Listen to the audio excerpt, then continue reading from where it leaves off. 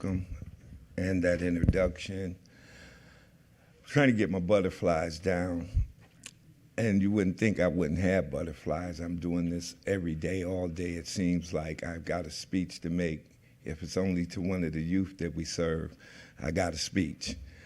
But this is a different venue for me. And I never expected to be invited, even though I've done this before for the Jefferson Society at the Erie Center for Arts and Technology. It wasn't the same. For me, this building has always held a certain mystique about it, you know, and I never saw myself fitting into that mystique, so maybe that's where the butterflies come from, or maybe it's just me. But anyway, as she said, I'm here to talk about the Blue Coats, and so I guess I'll start with who the Blue Coats are. I saw up there it said organization, and it's so funny because we never intended to start an organization. That was not our intent.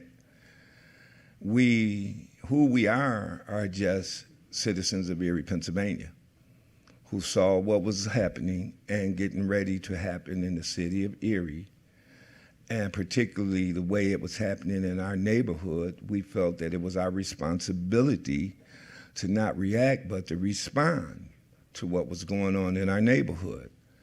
And what was going on in our neighborhood almost 30-something years ago, it had started with a trickle and it began to grow, where you had different, I want to say, groups and individuals that were coming into the city of Erie from other places, and they were bringing themselves with them. And what that included was all of the behaviors and the lifestyles that they were living outside of Erie. And when I came back to Erie, I was transferred back here from my job in Buffalo. I saw that there were groups here from Chicago, Detroit, Cleveland, Buffalo, and other places, even far as South Alabama, places like that. And oftentimes what happens when individuals are on the run from certain law enforcement agencies, they look for little places like this to hide out in. But as I said, the problem is they bring them with them. And so it's only a matter of time before they connect with the very source and the lifestyle that they're accustomed to where they came from. And how I know that was true, Andre Horton was my best friend.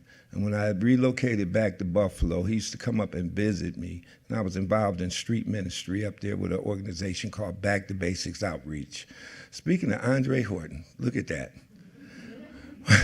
Speaking of Andre Horton, so anyway, I was telling Andre how my life was changing and the things I was involved in up in Buffalo, New York, street ministry and dealing with the gangs and dealing with youth violence and how much I loved it. And he would always say, Daryl, we need to do that in Erie. We got to do this in Erie. And this went on for about a couple years. So the Blue Coats actually started from a conversation with Andre Horton and myself at one of my stores up in Buffalo, New York. And as fate would have it, that store was failing. The company decided that they were going to close it down, and they had two options for me that I could take, one in the west side of Buffalo and the other one in Erie, Pennsylvania. They had a couple stores here. And they felt that I could do better being back in Erie because I had lived here before, and I could help them hire the right people for their locations. And so after praying about it, the choice was Erie, Pennsylvania. And of course, the first thing I did was call Andre and say, well, it looks like we're going to be doing this up in Erie, Pennsylvania, you know? And I came back. I started coming back and forth before I actually moved here.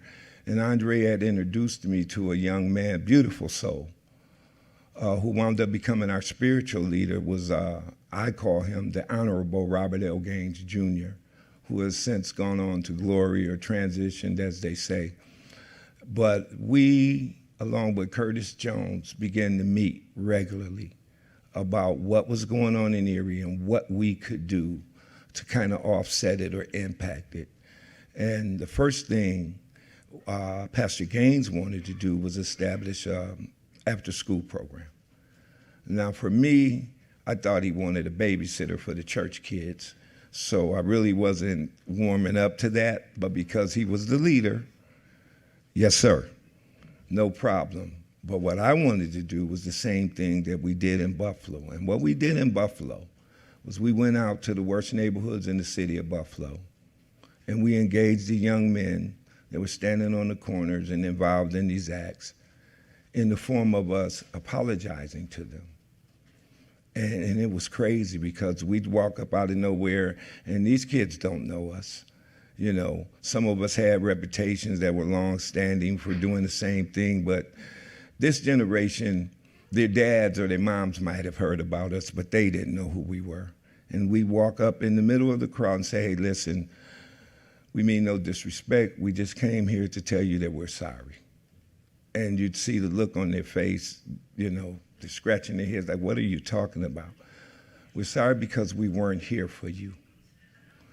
Our generation dropped the ball. We didn't carry on in the tradition of the Martin Luther Kings and others who were community-minded, civic-minded, who cared enough about the community to come out to the community and plug in the gaps and bridge wherever they could to bring resources and to build the community into the beloved place that we all desire. And so we came back to Erie. As I said, Pastor Gaines wanted after-school program. Andre and I wanted to do grassroots, ground zero work. And we had 5 signs that said, nonviolence begins with me. And we just decided we were going to go in the worst places in Erie and hold up these signs and draw attention to the issue of youth violence, which was rapidly growing. Everywhere you looked, there were different groups coming in from different places, and they were establishing themselves, selling drugs, doing whatever they were doing, claiming territory. And so we knew eventually if somebody didn't do something, Erie was going to start looking like the places these young people were coming from, Buffalo, Cleveland, Chicago even. And eventually we almost got there. We almost got there. I know some of you might remember at one time, we were on, per capita, on the path to becoming the murder capital of the United States. It didn't last long, but boy, if it had this would be a whole different city today. And it's still been impacted to a certain degree that it's not the Erie that we all once knew and once loved. That was a beautiful place to raise your children. You felt safe. It's nowhere, I think, you can find that. Not in these type of neighborhoods, not in underprivileged neighborhoods. You're never going to find that anymore. And so we felt it was incumbent upon us to do our part. We were the men of our community. We're the men in our neighborhoods. We're the men in our houses, the men in our church. It was our responsibility to at least stand up and shine a light on what was coming. And we struck out. I'll never forget the day we publicly launched. It was at a Martin Luther King march. It was Brother Andre, myself, and the woman who has later became my wife, Tamika Crockett at the time. And there was a reporter there. I forget his name. I'm having a senior moment, but he was the black guy that worked for the Erie Times. Kevin Flowers. Kevin Flowers. He took notice of the signs, and he wrote a bit about us and the signs and what the signs were for. And so we attracted other people like the Blue Coats director now, Brother Roscoe Carroll. And by that time, Sister Linda Hancock had been added to our team. We had been given some resources that came about as a result of a shooting that took place on 7th and Wallace. A young man was killed. He got caught in the crossfire between him and his friend and 2 other individuals that they were trying to rob. The next day, there was a gun scare at the school, East High School, and Gary Horton called Brother Andre. Brother Andre called me, and we went over to see what we could do to help. And it was chaos. Parents were arriving. They were scared to death. They wanted their kids, and they wanted their kids now. And people were standing around. They didn't know what to do. Andre decided to get names, He go into school, ask for the names, they bring the kid down. So I started getting the parents lined up by the door, and that's what we did. We did our best to calm the situation, assure the parents that their children were safe, and get their children out. And so we didn't know it. I didn't know it anyway. The assistant superintendent, who was Dr. Bob Oliver, happened to be standing right there watching, and came to a conclusion that these guys could be helpful around here because they were experiencing mass fights every day at 3 o'clock. When the bell rang, it was like Michael Buffer announced, "Let's get ready to rumble." Those children would spill out of that school, and you'd have 6, 7 fights on the lawn or over in the park across from East. Well, we met with them. They asked us if we could help do something about that. The thing for the Bluecoats is this: we're from the community. We know these kids. We know their families. We worship with their families. We grew up with their families. We work with their families. We know somebody in that family. So we started to leverage our relationships to be able to break the ice with these kids and be able to find somebody in their family who had influence over these kids and get that person and make them aware of what the kid was doing. And slowly but surely, it started to work. And we started establishing a presence at the schools. Wayne was a K-8 school at the time. We did Wayne and we did East. Those were the first 2 schools. Well, that first year, the kids at Wayne, the kindergarten students and the first grade students, made us thank you cards / Christmas cards, because I think we started on November 6th of that year. So around Christmas time, we get stacks of cards from these little kids, and we're wearing these blue jackets that say Nonviolence Initiative. That's what we were, a nonviolence initiative. Every one of the kids that made a card for us referenced our blue coats. And there was one in particular that said, "Dear Mr. Blue Coat Dude, thank you for keeping us safe." And so we noticed that all of these cards said something about the blue coats.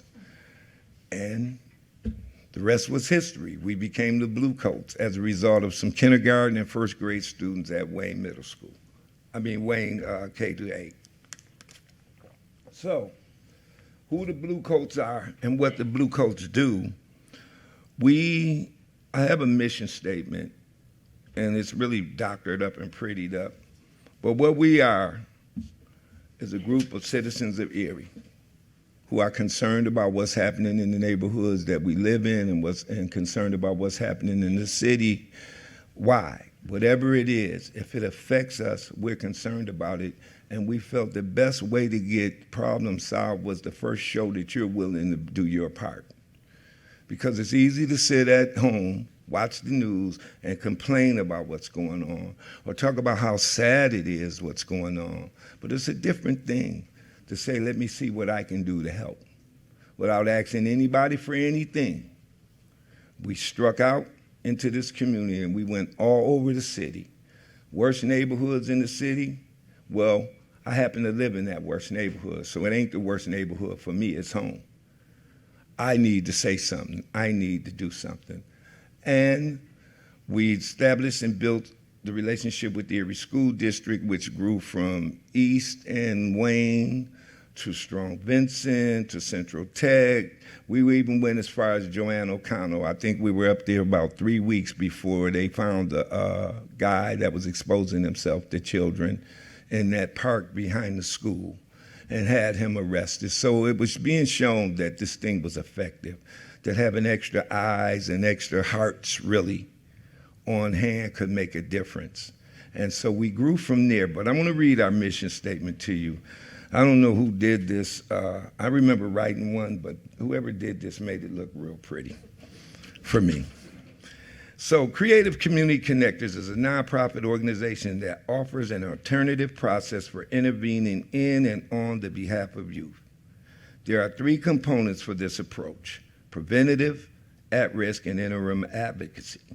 Creative Community Connectors, the Blue Coat members, are violence interrupters, crisis responders, and neighborhood change agents from the heart. I'm going to stop right there for a minute. Once we started at this schools, for me, it was atonement at first for not being there when I felt I should have been. But after a while, it became therapeutic, and it became a life's mission of love. Because for me, I was one of those broken children in my community. I had experienced some trauma in my life that probably today I still haven't gotten over. I was born into a family of 9 children. We lived in our own home. We owned it. We were doing pretty well for ourselves, mother and father both in the house.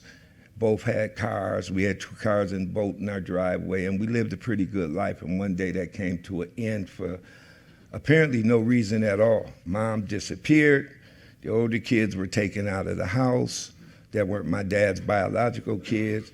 And I found myself becoming the big brother and soon to be the head of that household overnight. Didn't take long before the cars disappeared, the house disappeared, the boat disappeared, and we were living upstairs over a bar, sleeping on somebody's couch. And Dad was plunged into alcoholism. Now, the reason I tell that story, because what we found when we went out to the schools, these broken children, just like me, nobody was noticing them. Till this day, not one adult has ever approached me and asked me how I felt about my home being broken up, my family being destroyed, my mother coming up missing. To the day, the school, their response to that was to send a reporter into my classroom to question me without even telling me who he was, and put all my remarks and comments on the front page of the Buffalo News. So when we got to Wayne, I remembered those experiences. And I remember Brother Andre and I talking about how many heads of households were coming to Wayne School. And they were easy to identify. They didn't have the basic necessities that other kids had. When it was the first day of school, these kids came with used clothes on, or they didn't come at all because they didn't want to be embarrassed by all the conversations about the new sneakers this kid got and the new coat that kid got. Some of these kids were living in homes where the parents were gone, missing in action, on drugs or whatever, in abusive homes. And nobody was saying, how you feel today? Is everything all right? Hey, you're gonna be okay. I wanna help you. There is help for you. And that's what made the Blue Coats grow and stick and stay more than anything else. We stood at Wayne School, and I tell you, before the day was over, we identified more heads of households than you can imagine, than you can ever imagine. And if you think my story sounded bad, you should have heard some of those stories. And this still goes on today. We live in a society where kids are not asked how they feel. Kids are not invited to the table when it comes to making solutions and resolving their issues. We tell them what's best for them. We tell them what they need to do, but we never ask them.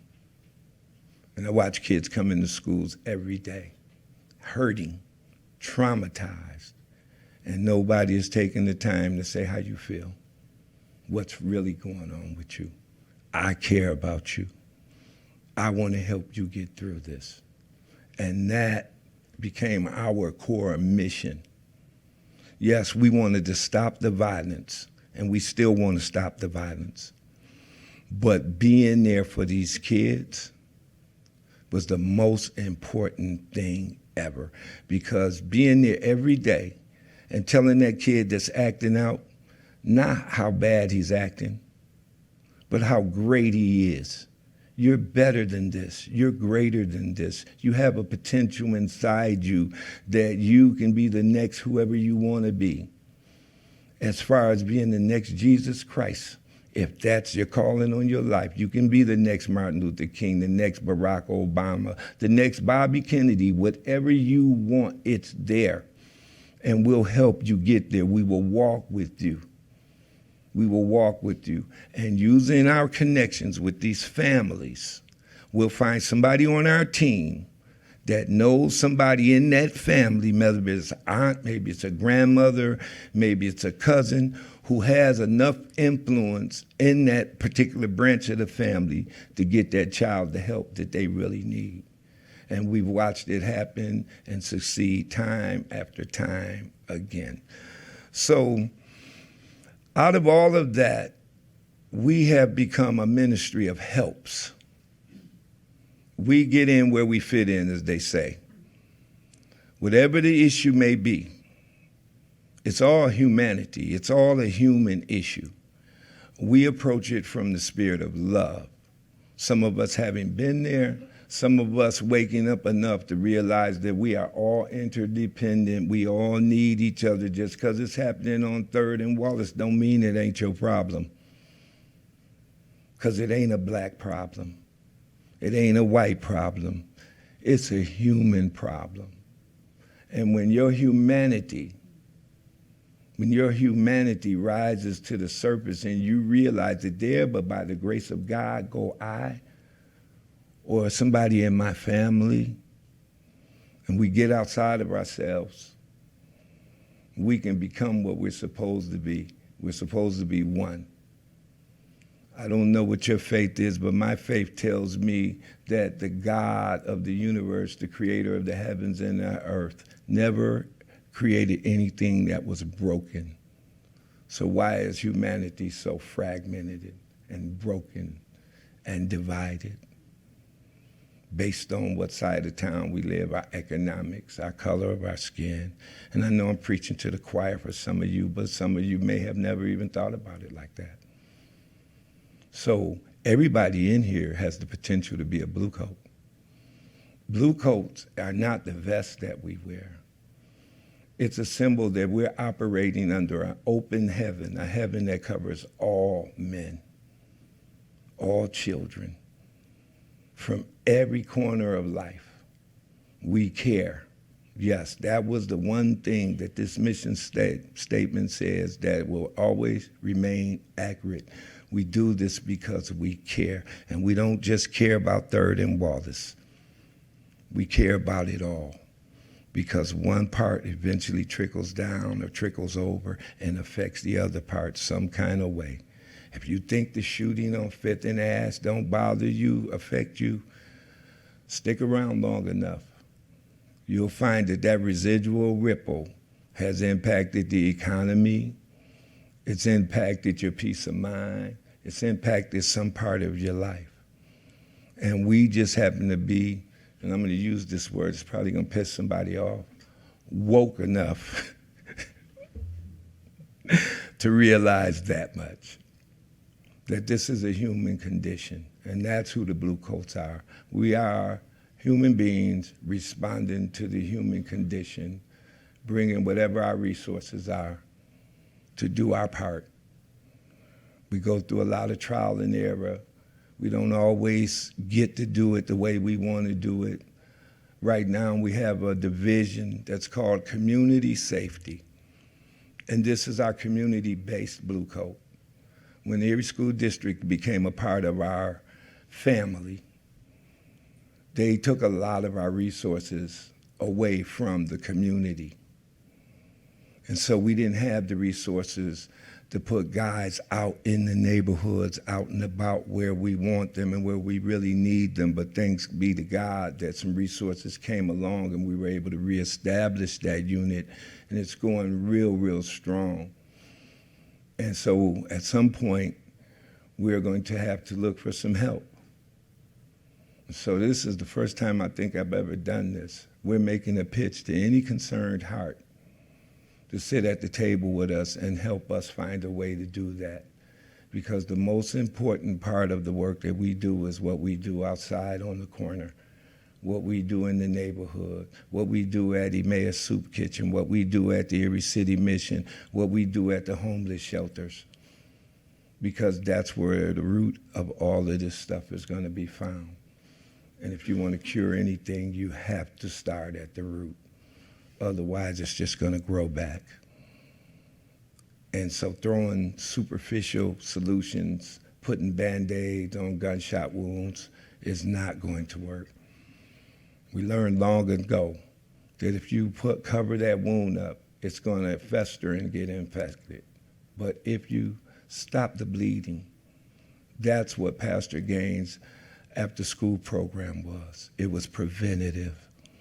It was to stop the next wave of kids becoming like the kids that we were chasing down and trying to save at the time.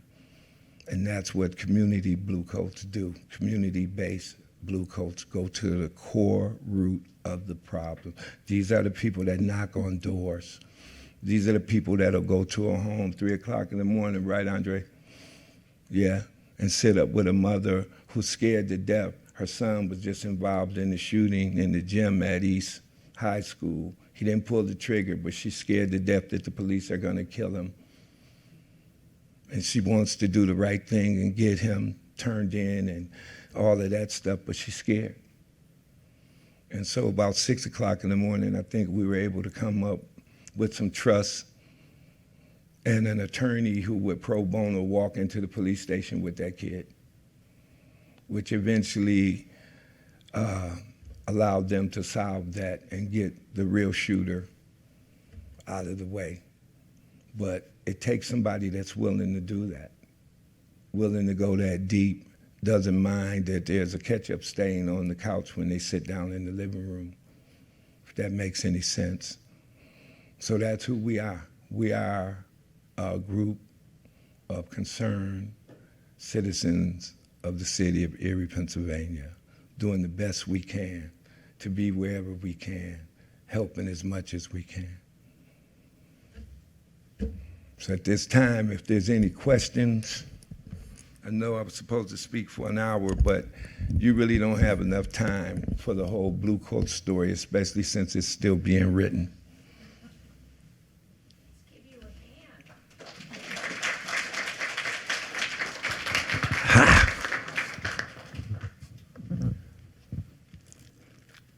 I was supposed to answer questions, so if anybody has a question, I always find whenever I stand before a crowd, there's so much I leave out, so much I could have said and probably should have said, but there's a lady right here.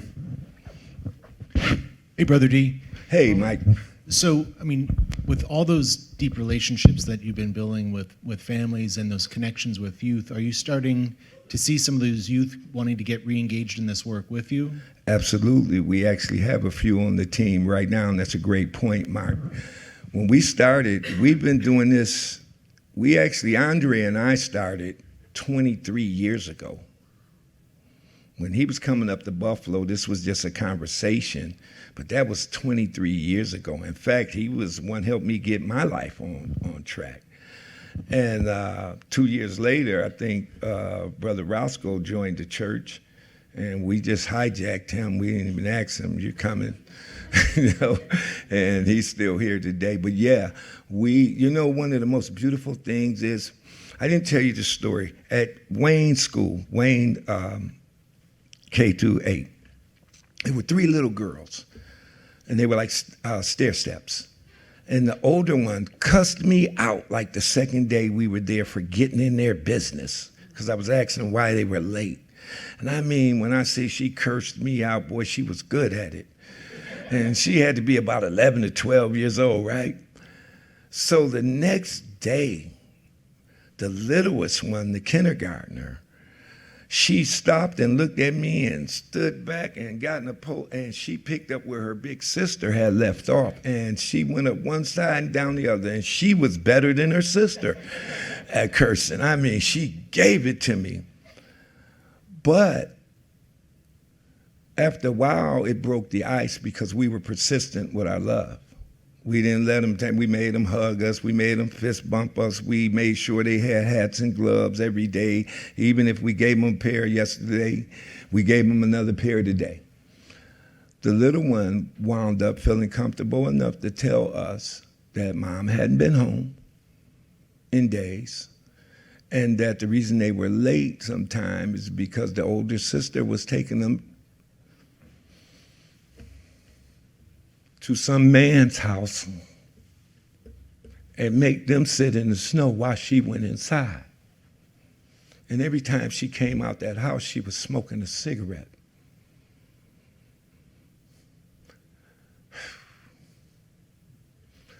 We wound up finding somebody in that family, though, who had that influence, got OCY involved, and got those children out of that house.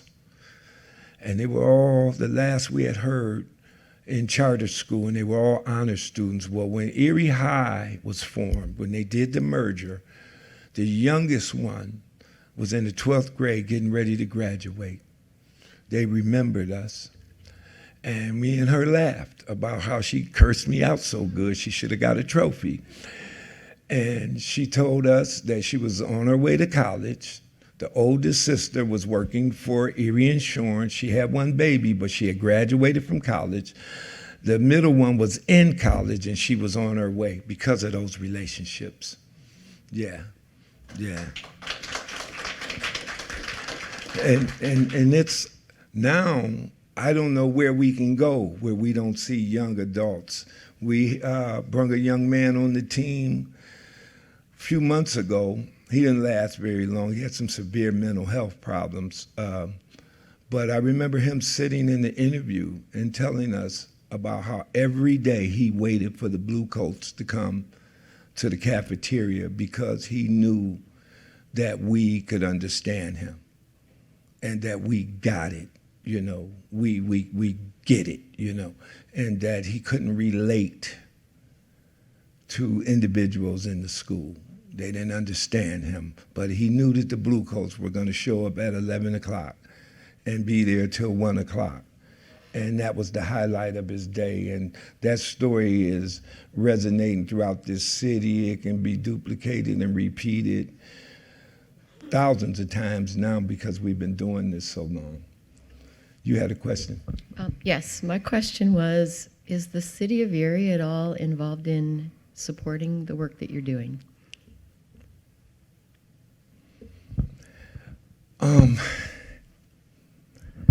Yeah, they give us a lot of compliments.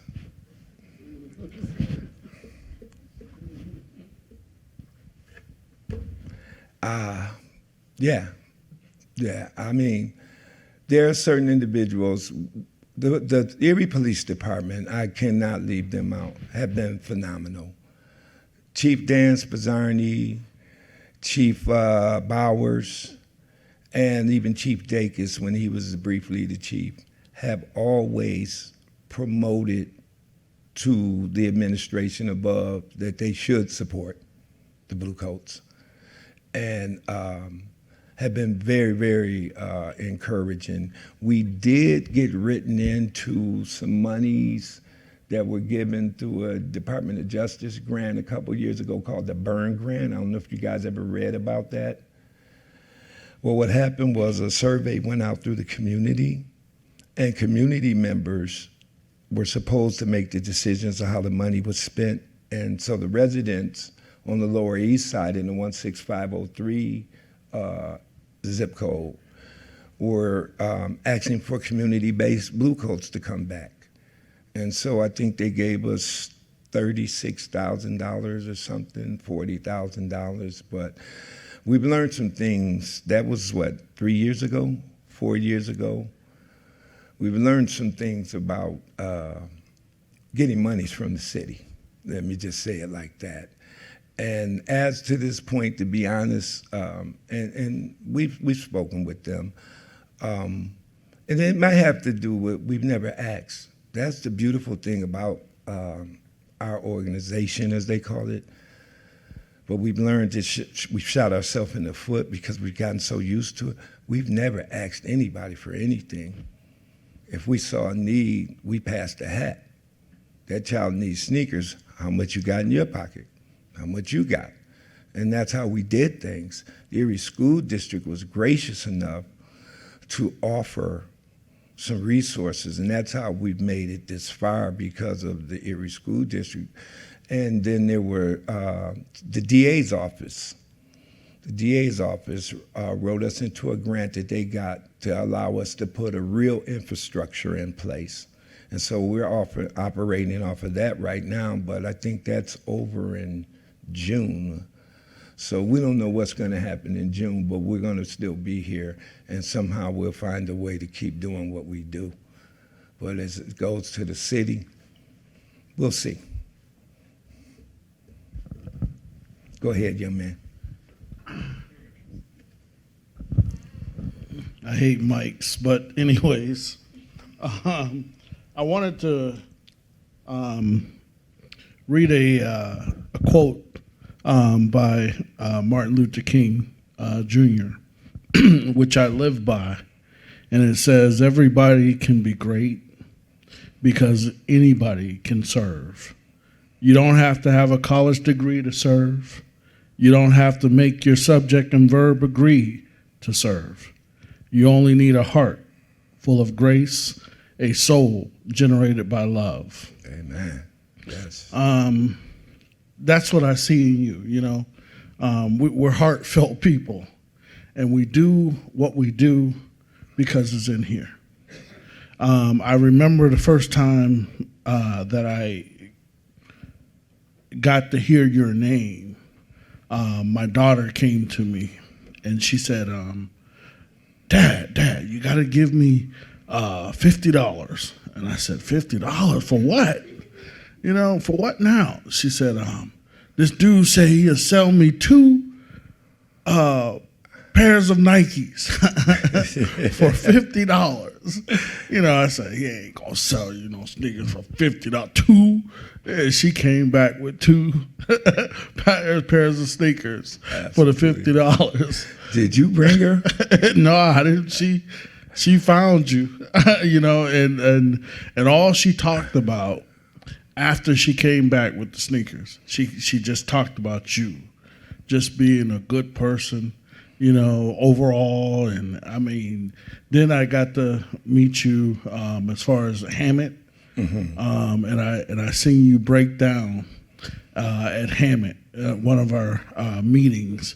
This is when we were they were transitioning from Hammett to UPMC Hammett, and we were working on the committee together. And you had broke down at that time because someone had questioned your education, and they tied your education to whether you could do the job, you know. And that's why I brought this up, because it doesn't take a college degree to do this. It takes a heart. Absolutely. You know, and I just want to thank you for all that you've done in this community. Thank you. Appreciate that. I appreciate that. And, you know, I had to learn that. Thank you. And let me tell you who the Blue Coats aren't, first of all, because I've been the face of this great movement. That's what we call it, a movement. I've been the face of this movement for a while now, and I'm glad to be moving out of the spotlight.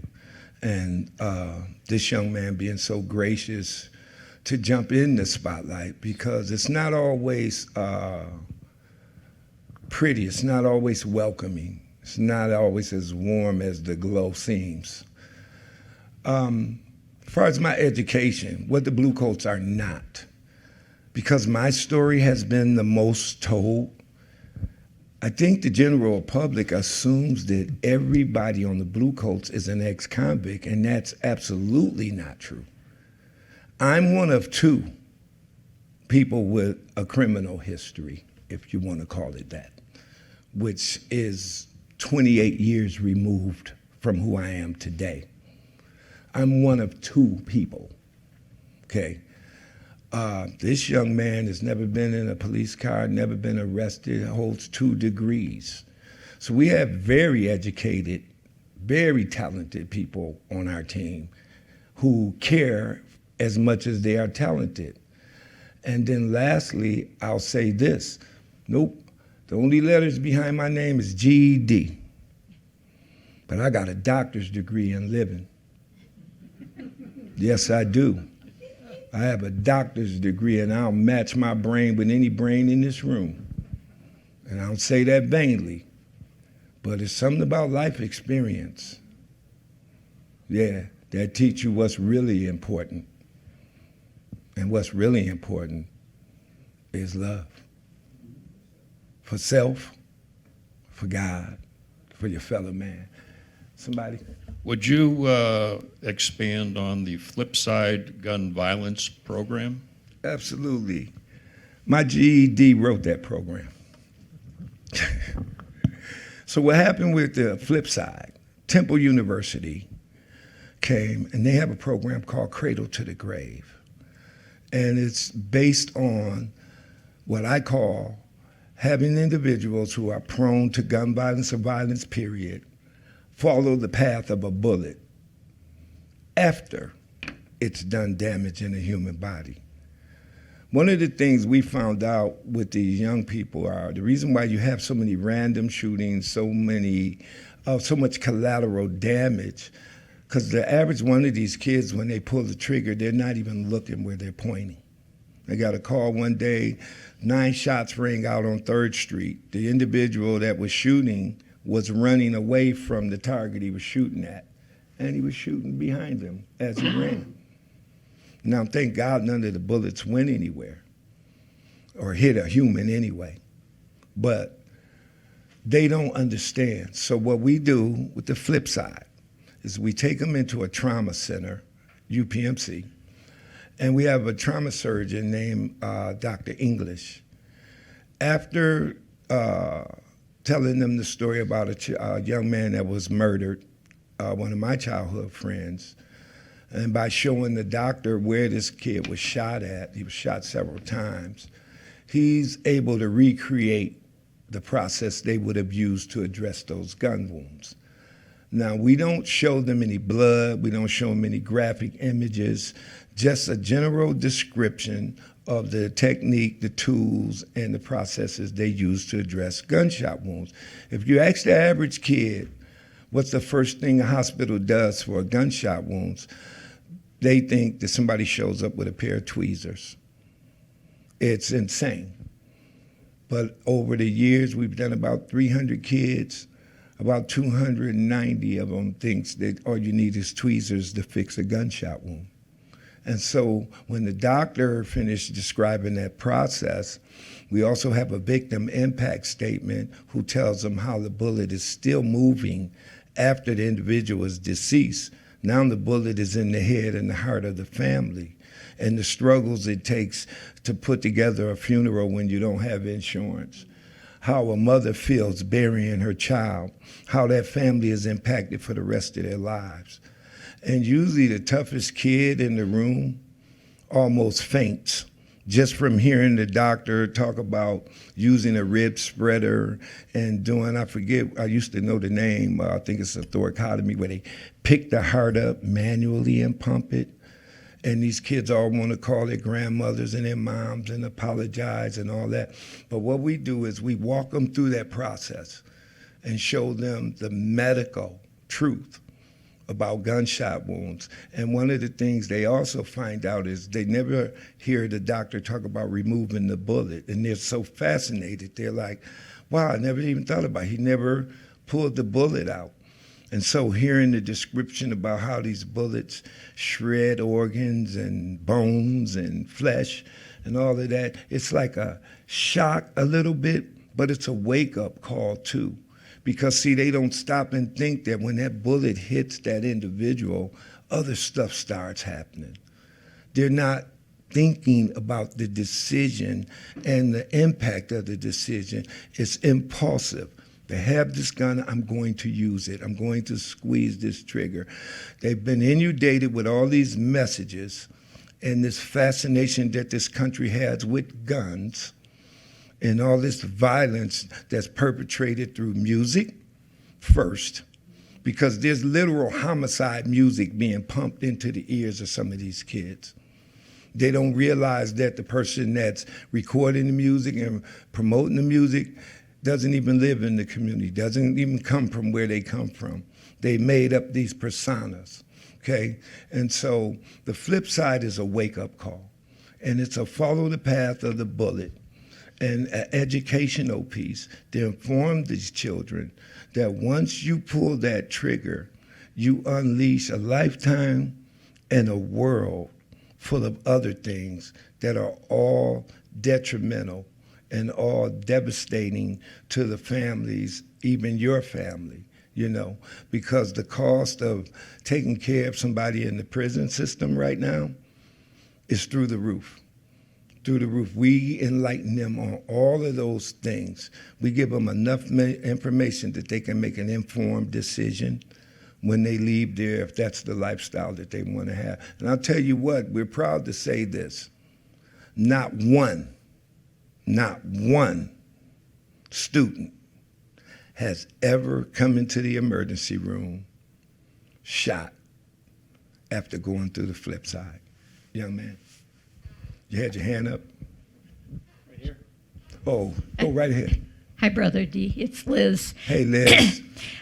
I was really interested where you talked about when you were a young person and you were interviewed for that story and you had no agency over it, but you also talked about listening to kids.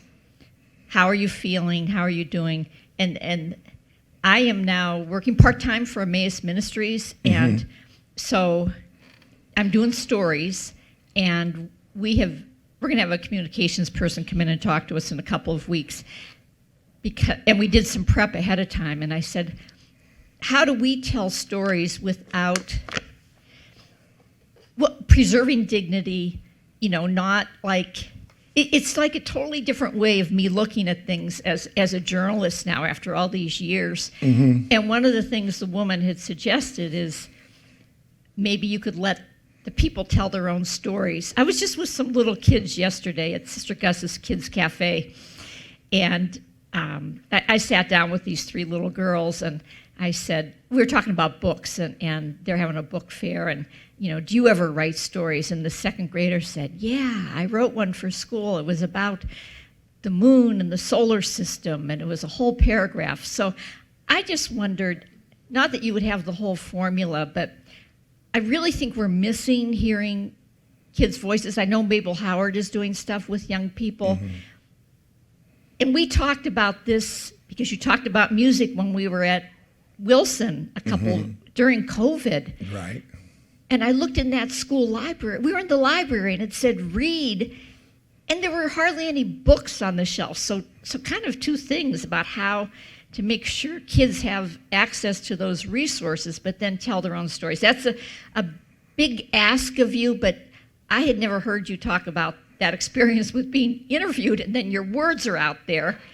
And even now as an adult, you are often the story of the Blue Coats. I learned so much about you and the whole program today, but if you have any advice or ideas on how to get young people's stories out there, it would be really helpful, I think. And I think it can be part of healing or prevention or whatever. Absolutely. First of all, I empathize with you. We were in a meeting yesterday, and the young lady talked about having people from her program use their stories and tell their stories of overcoming in order to get other students in her program to stick and stay. Some of the successful women who have been through things would go back and say, listen, I've been through stuff, but I stuck and stayed in this program because I knew the results of this was going to stop me from ever having to go through that again. And she felt like she was exploiting them, and so she didn't want to ask them to tell the story. With kids, it's a different animal because, as I said, they didn't have permission from my father. So I think the first thing is to engage the parents and let them know that, first of all, I believe in your child. And I believe that what your child has to offer is the ability to share their story. We know can be therapeutic, for one thing, but also it can also help somebody else. And so I would sit down with that parent and the student to see if the child wants to share their story. That's the best thing we can always do is ask permission and don't just assume that everybody wants everybody to know. I always hated how we do on Thanksgiving or Christmas when we go to these soup kitchens and we stick these cameras in people's faces. And I've talked with people because I used to be at them tables. I've sat at them tables and ate those free dinners. And I didn't want you coming up pointing the camera at me. I didn't like the fact that my dignity was being taken from me and people were being exposed to the fact that I was homeless or that I didn't have anything to eat for Thanksgiving. It's not a good feeling, right? So the main thing to do is to get permission, but also how that permission is going to be granted to you is they have to know that you're authentic, you're genuine, you care, and that the story is not being used for any gain. The story is actually going to be used to help. And when you can show them that that's how this works and how it will work with you, then I think you'll have a lot more people warming up to the idea. And no parent wants their child to be used. My father was furious when I came home from school and told him about that, but the story had beat me home. But when I came home and told him that nobody told me this guy was a reporter, they just said, there's a man here to talk to you. The man came over to my desk and asked me a bunch of questions, you know. But like I said, he never asked me how I felt. He never asked that. He just wanted to know what happened, you know, because at the time they were investigating my dad for my mother's disappearance. So he was looking for something to get a headline with. That's really helpful. I don't want to monopolize. But I think one of the things that happens is, like, in any program, you have kids who, you know, they might sign permission, like a general permission, like you. Right. But actually then going back and talking to them, that's a great idea. Simple, doable. Thank you. Absolutely. And to your point about the literacy, we just engaged with the guy that does the Books on Wheels, the guy from Asbury Hills, remember? So we're forming a collaboration. I think we're supposed to go and view the facility. We're going to start doing our book giveaways. And all of our Blue Coats, we're looking to have every Blue Coat trained as literacy mentors. That's the next training that we hope to receive for our group. Young man. I have a kind of a triple question. Okay. How many blue coats are there? It fluctuates because a lot of times people get in and they don't know what they signed up for, you know, and because people have to work. And up until just recently, we didn't have resources to pay people comparable wages, you know. But right now, we're about 30. Well, we're down. How do We you started the year at 48, right? Yeah. Wow. How do you recruit blue coats, or do you recruit? Well, we are always recruiting, but the one thing, as Dr. J. Badams used to say, there's no way to hire caring. You just don't know until the person gets the blue vest. I thought I brought those vests in. I wanted to show you what our vests look like. We have two different vests. One is blue with this white lettering, and then we have a black one, and that's the community-based Blue Coats. But how we recruit, we're observant. We vet people as sometimes we might vet a person for 5 years because we've had situations where people have put the blue coat on and were involved in lifestyles that we don't uphold.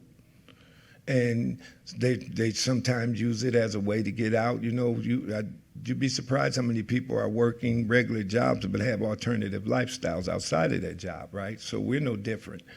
And so we recruit through our events that we do. We go out in different neighborhoods and we do demonstrations to raise awareness about the violence in the city and about the resources that are available in the city. And we have conversations with different individuals that have the time and that we believe have the heart for the mission.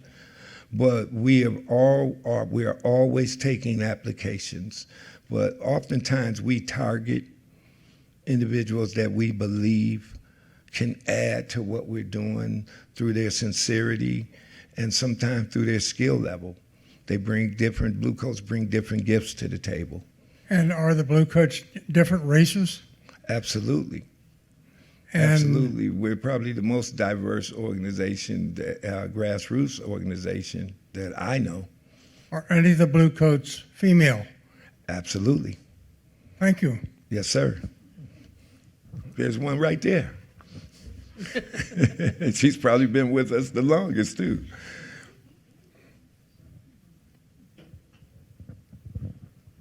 Have you ever ventured into or thought about venturing into kind of like student-led blue coats or like mini blue, like at Yeah. the schools? We through our MVP initiative, which is Erie's Most Valuable Parents, we have a parent initiative, but we use the kids, not the parent.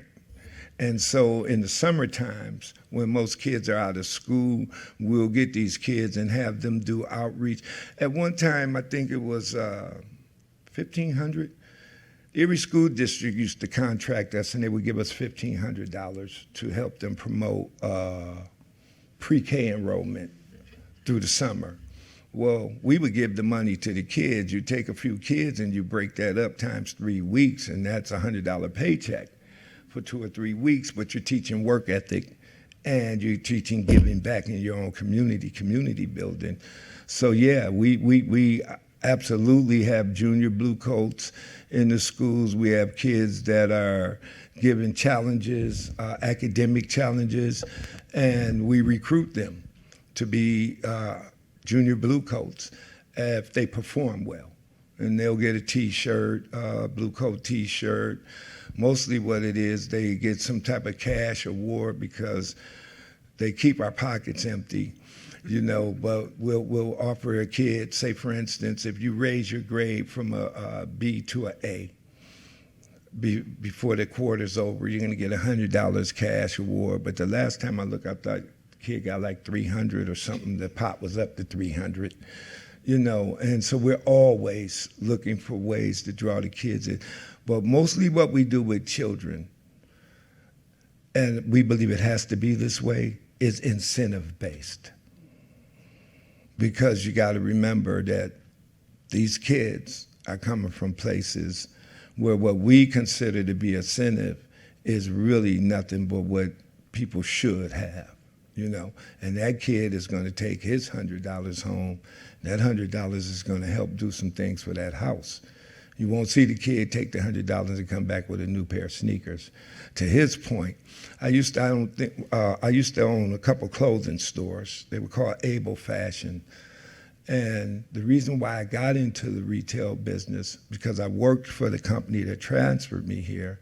And when I saw the ridiculous amount of monies that we were charging these mothers for these hip-hop clothes and these name brand clothes, and what we were paying for them, it was ridiculous. And I felt like we were raping our community.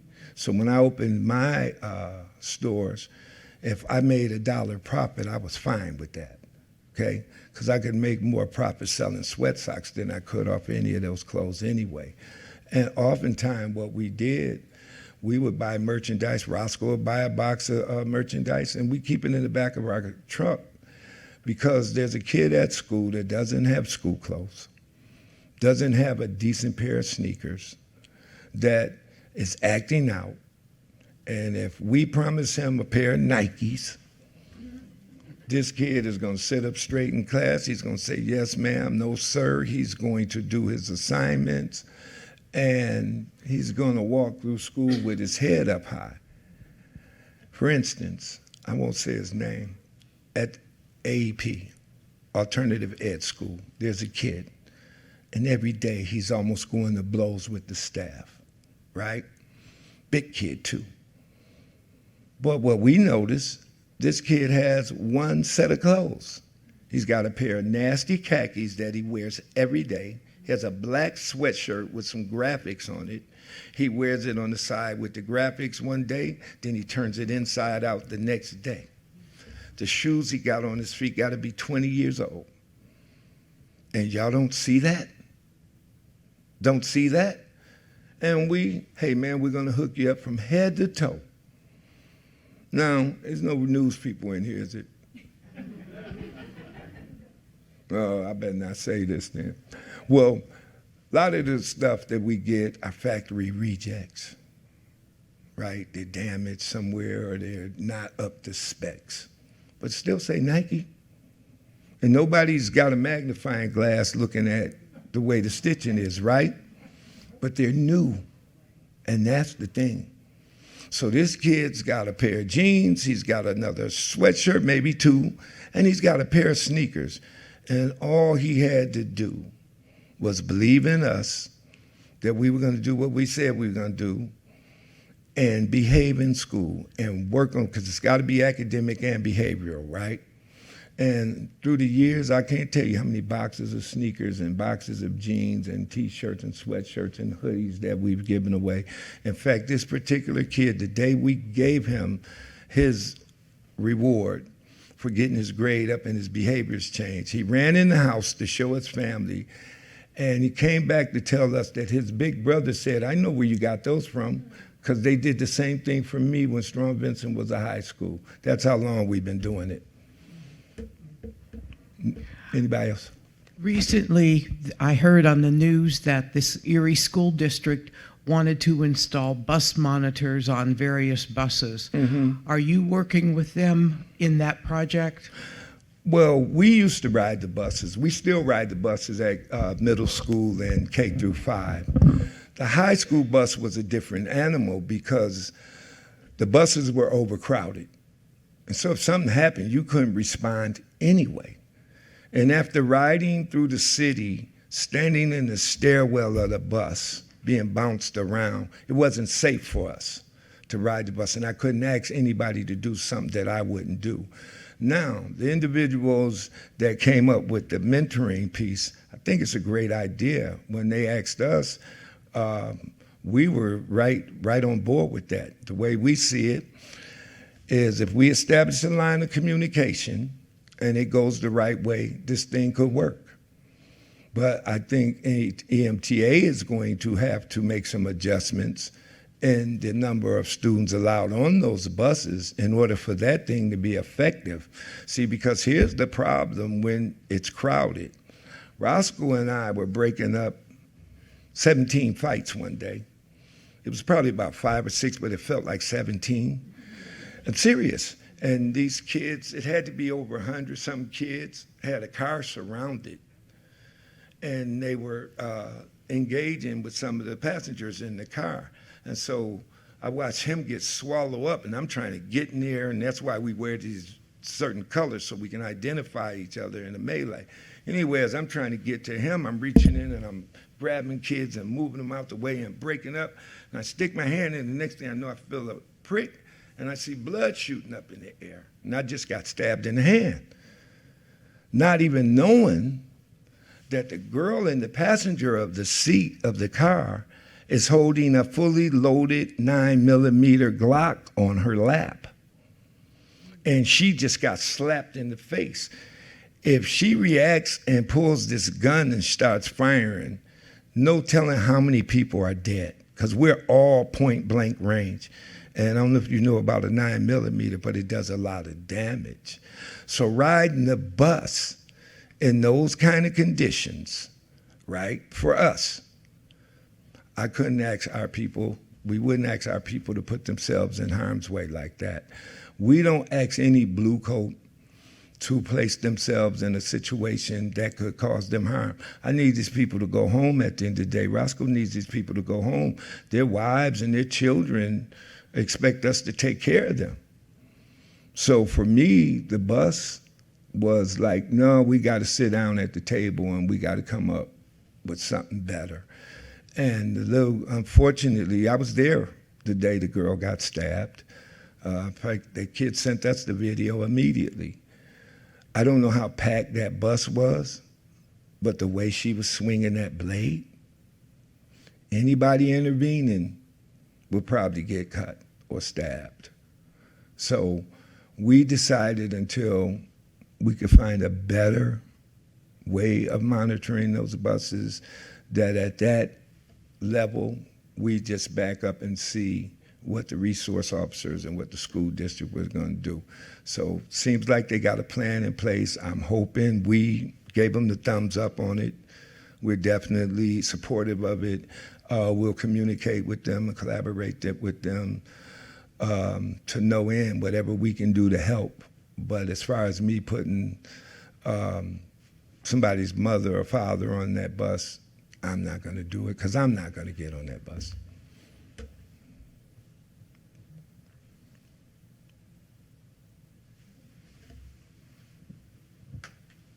Now, mind you, that's just my opinion too.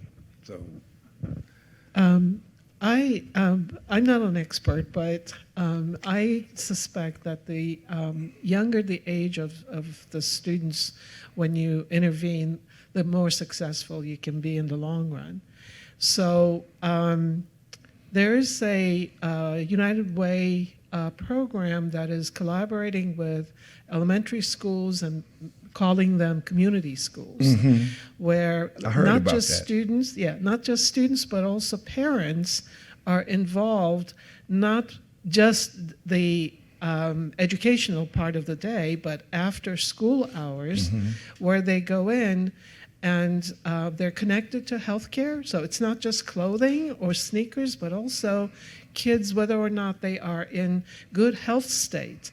Their eyes and ears, teachers certainly can identify when kids are not well, but those services are being brought into these schools.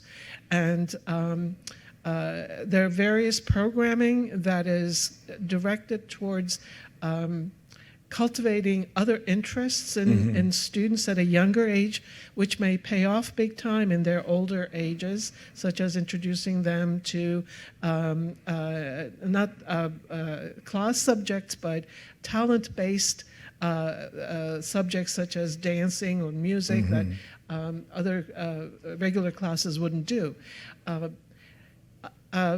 And additionally, they do stock up on some of the needs that the family as well as the students have not been able to meet at home. And I'm part of a nonprofit group that helps them get these needed items into their stock rooms.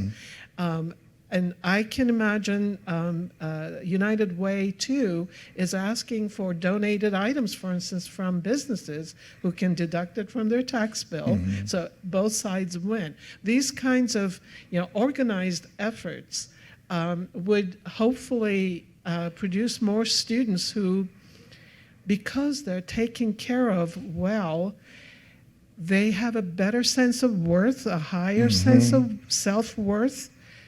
And people, kids who feel valued don't get violent because their way of resolving conflict is not based on violence. It's more about being where they want to be, and therefore they can talk to resolve any conflict. They can bring someone else into the kind of treatment that they're getting from parents and schools, so they don't feel the need to get violent. absolutely. So that's a great investment. If you're already doing this, wonderful. If not, I would just put in a plug for these programs that are getting to be more numerous in our community. I think there are 2 or 3 already, and I'm hoping there'll be more community schools. Yeah, there's absolutely more.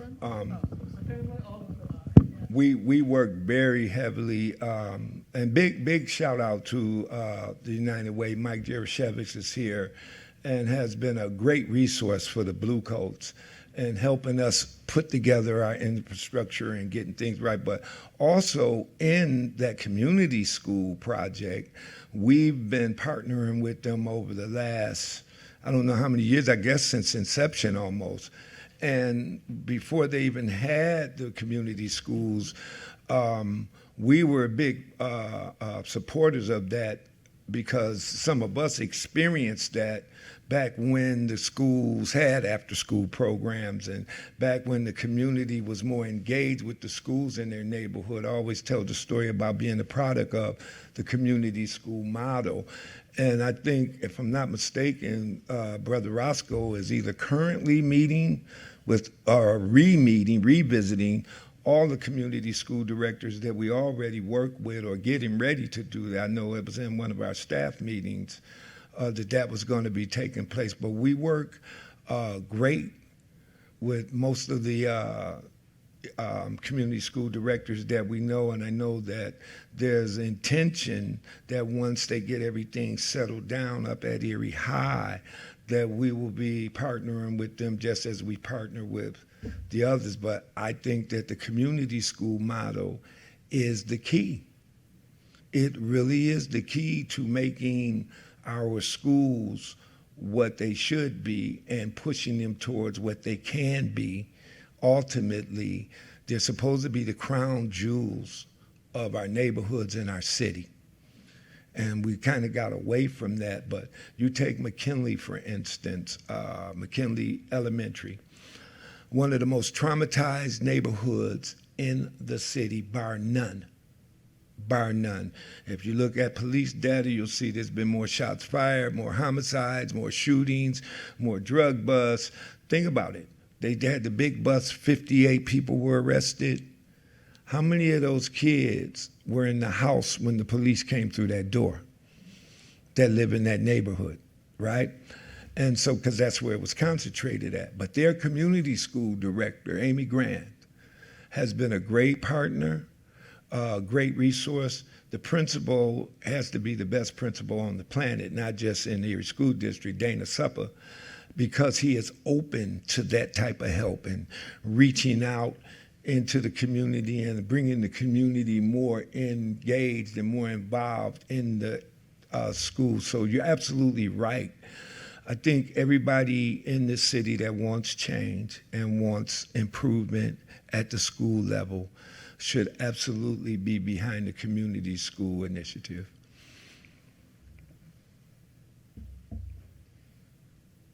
Were there any other questions for this afternoon? Okay, well, thank you so much for being here. We appreciate your time. And I know that we have some ink pens with our email on it and some stuff. I think it's out on the table. Feel free to grab one. Anybody, listen, before you all run back to your world, everybody in here is welcome to participate alongside of us. If you really want to experience us, you can use that email and you can set up a date and an appointment to shadow the Bluecoats, where you can get an inside glimpse of the inner workings and the actual work that's being done. You're more than welcome to participate, and there's no age limit on, listen, we have our senior crew is what we call them at McKinley.